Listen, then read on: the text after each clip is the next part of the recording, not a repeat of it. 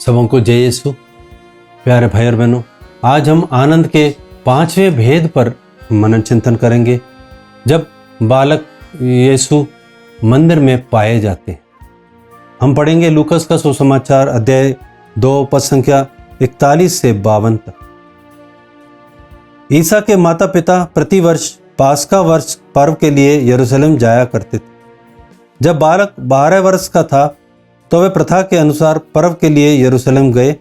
पर्व समाप्त हुआ और वे लौट पड़े, परंतु बालक ईसा अपने माता पिता के अनजाने में यरूशलेम में रह गया। वे समझ रहे थे कि वे यात्री दल के साथ हैं, इसलिए वे एक दिन की यात्रा पूरी करने के बाद ही उसे अपने कुटुंबियों और परिचितों के बीच ढूंढते रहे। उन्होंने उसे नहीं पाया और वे उसे ढूंढते ढूंढते यरूशलेम लौटे। 3 दिनों के बाद उन्होंने ईसा को मंदिर में शास्त्रियों के बीच बैठे उनकी बातें सुनते और उनसे प्रश्न करते पाया।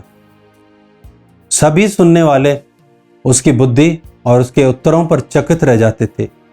उसके माता पिता उसे देखकर अचंभे में पड़ गए और उसकी माता ने उसे कहा, बेटा, तुमने हमारे साथ ऐसा क्यों किया? देखो तो तुम्हारे पिता और मैं दुखी होकर तुमको ढूंढते रहे। उसने अपनी माता पिता से कहा, मुझे ढूंढने की जरूरत क्या थी? क्या आप यह नहीं जानते थे कि मैं निश्चय ही अपने पिता के घर होऊंगा? परंतु ईसा का यह कथन उनकी समझ में नहीं आया। ईसा उनके साथ नाजरत गए और उनके अधीन रहे।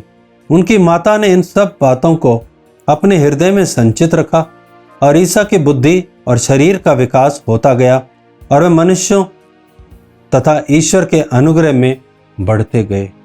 प्यारे भाई और बहनों, यहाँ पर हम एक ऐसी घटना का वर्णन सुनते हैं जहाँ पर माँ मरियम और यूसुफ बहुत दुखी होते हैं और स्वयं वो बोलते हैं कि यीशु को बोलते हैं, आपने हमारे साथ ऐसा क्यों किया? क्या आप नहीं जानते कि मैं और आपके पिता दोनों दुखी होकर आपको ढूंढते हैं? यानी कि यहां पर मां मरियम जो है यीशु के बगैर जी नहीं सकती थी। जब उनका बच्चा उनसे बिछड़ जाता है तो वो बहुत ही व्याकुल होकर और अकेली नहीं, अपने पति को भी साथ लेकर, यूसुफ को साथ लेकर उनको ढूंढने के लिए निकलती है। और जब तक मिलता नहीं है उसको, जब तक वो पा नहीं जाती, तब तक उसको चैन नहीं मिलता। और यहां तक कि वो वापस ढूंढते ढूंढते 3 दिन के बाद में आकर के मंदिर तक वो पहुंचती हैं जहां पर उन्होंने खोया था। वहां पर जब उनको पाती तब उनको मन में चैन आता है। लेकिन वहां भी उनको यीशु को वो प्रश्न तो करती है, क्योंकि जो उनको दुख हुआ वो अपने दुख को प्रकट करती है। अभी क्या है, हमारे परिवारों में कभी भी माँ बाप दुखी होते हैं, बच्चों को शेयर करना या बच्चों से पूछना शायद कभी कभी पसंद नहीं करते। उनको लगता है बच्चे को खराब लगेगा या क्या, तो उनके बीच में कम्युनिकेशन गैप हो जाता है माँ बाप के बीच में और बच्चे के।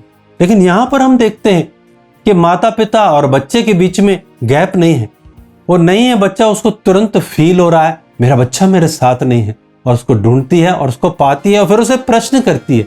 जो दुख उसको अनुभव हुआ, उसके पति को यानी यीशु के पिता को, जो पालक पिता था, उसको दुख हुआ, वो प्रकट करती है। यहाँ पर हमें दुख प्रकट करने का एक अधिकार भी है।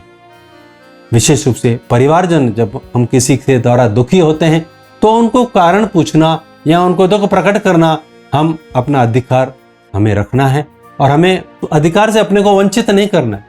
ये नहीं कि वो बच्चे को क्या खराब लगा। हालांकि बच्चे ने क्या जवाब दिया, क्या आपको पता नहीं है मैं तो पिता के घर में ही होना है?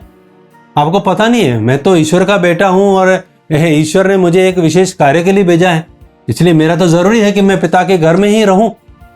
तो उसका तो वाजिब था, लेकिन तुरंत यीशु ने स्थिति को समझा, माता पिता के दर्द को समझा और उन्होंने क्या लिखा है, अगला ही पल डिसीजन लिया। ईसा उनके साथ नाजरत गए और उनके अधीनता में।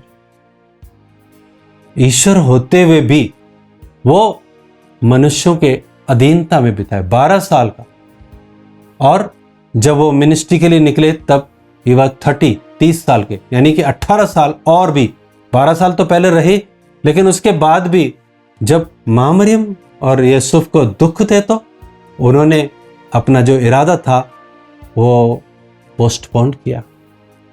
जो भी उनका जो मिशन था उनको पोस्टपोन किया। नहीं, पहले मुझे अपने माता पिता की सेवा करनी है, और माता पिता के द्वारा उनको बहुत कुछ सीखना भी था।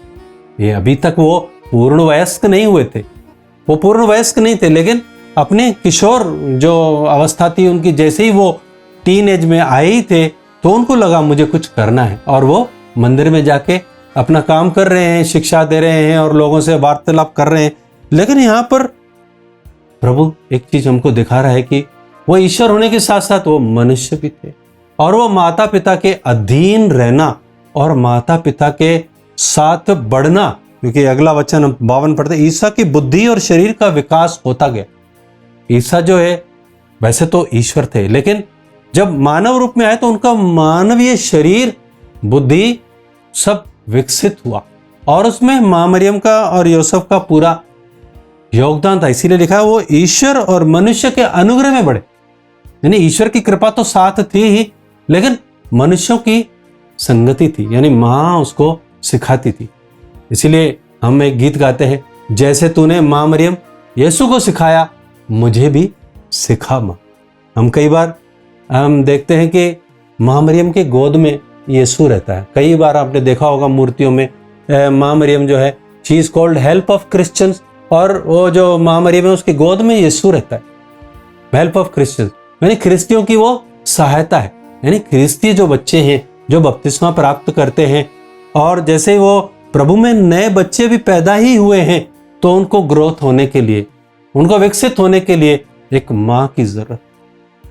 और इसीलिए जो माँ है ना, उस बच्चे के रूप में दिखा रही है कि ये जो बच्चा है मेरे आगोश में, मेरे लालन पालन में ये बड़ा हुआ है, विकसित हुआ है। मानो वो दिखा रही है कि इसके विकास में, इसके शारीरिक ग्रोथ में मेरा भी सहयोग है ईश्वर के साथ साथ। और वही यहां पर लिखा है कि ईश्वर और मनुष्य दोनों का अनुग्रह इंपॉर्टेंट है। इसीलिए प्यारे भाई बहनों, हम जो विश्वासी हैं, हमारे अंदर भी जो ईश्वर का जो वचन हमारे अंदर बोया गया है, ईश्वर का जो हमारे अंदर एक नया मनुष्यत्व का निर्माण हुआ है, जो हमने नया जन्म पाया है, उसको विकसित करने में, हमें उसको बड़ा करने में हमें माँ मरियम का सहयोग चाहिए। और इसके लिए उनकी अधीनता में रहना यीशु ने स्वीकार किया।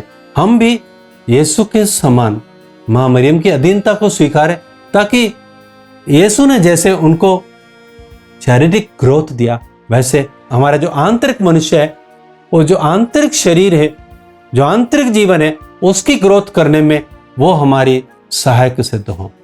आमीन।